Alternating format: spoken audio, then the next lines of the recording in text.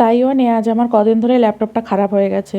এই ল্যাপটপটা আমার 7 বছর আগে কেনা, কিন্তু ল্যাপটপটা হঠাৎ করে খারাপ হয়ে গেল। স্ক্রিনটা একদমই চলছে না।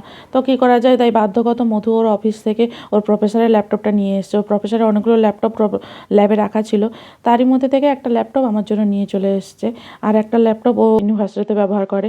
তো আজকে অফিস থেকে ফেরার পর ও বললো যে একটু মোমো খাবো, তাই জন্য মোমো সেদ্ধ বসিয়েছি। আর এখন আমি একটু মশলা করে নিয়েছি, একটু টমেটো সসের সঙ্গে একটু গোলমরিচ গুঁড়ো আর একটু লঙ্কার গুঁড়ো দিয়ে দিয়েছি। মোমোগুলো এখন আমার সব সেদ্ধ হয়ে গেছে। দেখুন মোমোগুলো কত সুন্দর, এখানে এই রেডিমেড মোমোগুলোই পাওয়া যায় আর দারুণ খেতে।